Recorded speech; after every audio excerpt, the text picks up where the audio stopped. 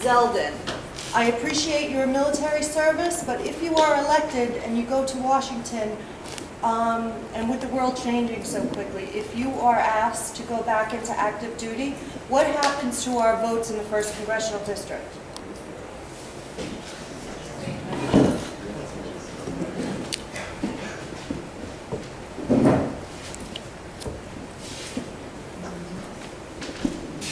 So I proudly still serve in the Army Reserves. I have not made any decisions long-term as to how long I'm going to stay in the reserves.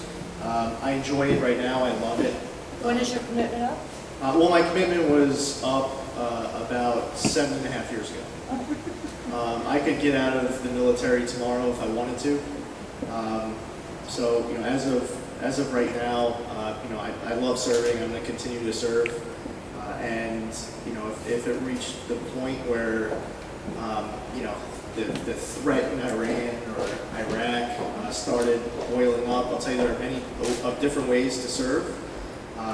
Just by instinct, I would, whenever I see something on TV, when the towers came down on 9/11, it killed me that I wasn't on active duty yet.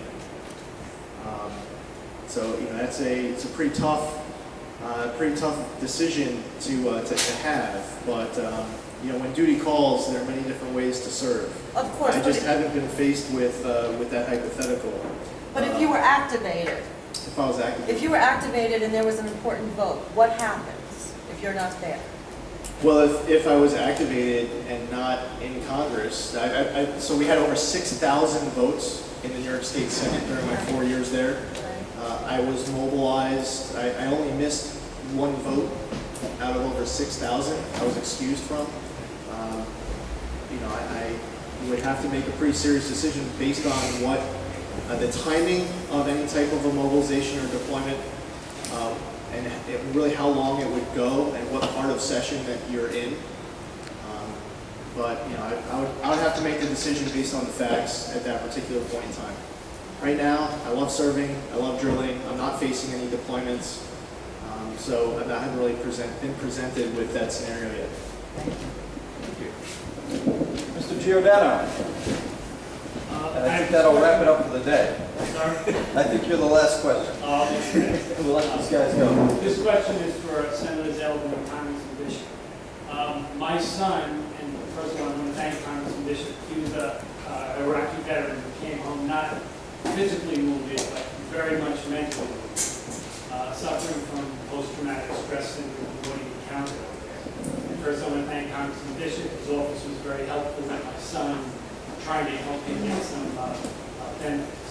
But more important, I, along with my son, encountered firsthand the way the Department of Veterans Affairs handles these guys, and how long they have to wait, what treatment they get. I mean, in order for him just to get an appointment with a doctor, it took 2 to 3 months.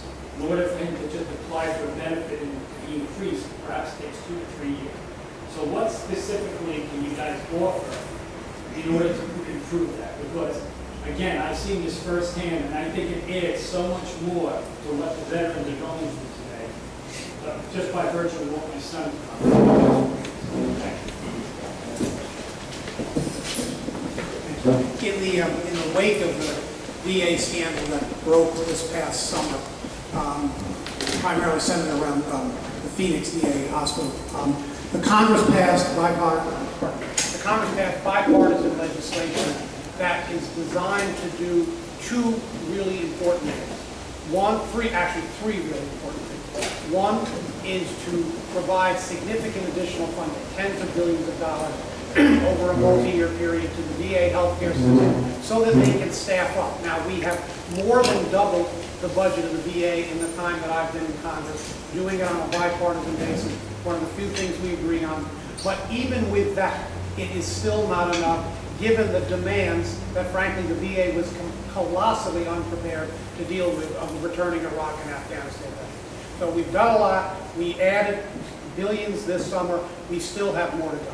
Second thing is that we have now built into the VA healthcare system the ability for a veteran who cannot access care on a timely basis to seek treatment in the private sector and have that private sector treatment be reimbursed by the VA. So it's in effect a voucher system that the veteran can use when he or she cannot access care on a timely basis. And then the third thing we're trying to do, and this requires really almost a paradigm shift, is we're trying to change the culture in the VA. The culture in the VA, I'm sad to say, had become a CYA, if you'll forgive me, culture.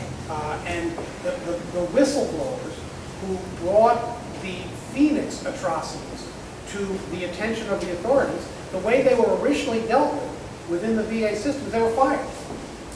Now, they've been reinstated, but we have to change the culture of a system that when somebody speaks out and says, hey, wait a second, this isn't right, we're not doing right by these veterans, we have to have those people be embraced and have the message they're delivering be acted upon as opposed to having the hierarchy fired.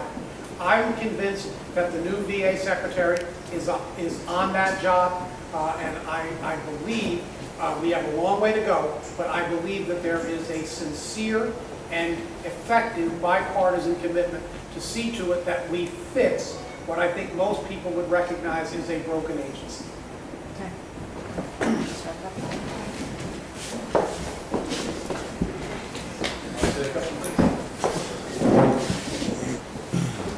not going to repeat anything that was just stated. There were some points that were just made that are important. First off, thank you to your son for his service. I have actually lost more friends from PTSD than in combat. They look like they're coming home in one piece, but they return home with the mental wounds of war. I think that part of the challenge that needs to be overcome at the VA is to do a better job treating our veterans with PTSD other than just medicating them. A lot of our veterans with PTSD feel isolated and alone. Their families do not understand what they're going through. Their friends, their people at work, they do not understand what they're going through. A lot of people, every time you lose someone with PTSD, a lot of people call it suicide. For a lot of people who get lost, who we lose, who pass away, who have PTSD, their last words are, "I don't want to die." And you use the example of PFC Joseph Dwyer from right here in Suffolk County. He was huffing for a temporary relief, and his last words were, "I don't want to die." He left behind a young widow and young daughter. I think the peer-to-peer model is something that really works. I think that there needs to be better communication and interaction between the VA and local not-for-profits and veteran groups in counties where they operate. That can be improved as well. We need to make sure that there's a clear message when that veteran has the courage to come and ask for help, that the VA knows how to help them with the diagnosis and treatment of PTSD other than providing them with medication. So that's one very specific point I wanted to mention. And the other thing too is, what I've noticed is not all VA hospitals are equal. You could make an argument that none of them are equal. There seems to be a different culture, different leadership amongst hospitals all across the entire country. So part of this is a leadership challenge on the part of whoever runs the VA. And other part of it has to do with accountability on the parts of the people running the individual hospitals. Because when they have to make reports to higher as to numbers and performance, some are underperforming so badly that they feel like they have to doctor their numbers. So I think that we also, part of treating your son, regardless of whether or not he has PTSD in all of these hospitals, is ensuring that we have the right culture and leadership at the individual regional level. Thank you very much. Thank you to everybody. Thank you for coming out today. Smithtown thanks you. Smithtown Chamber thanks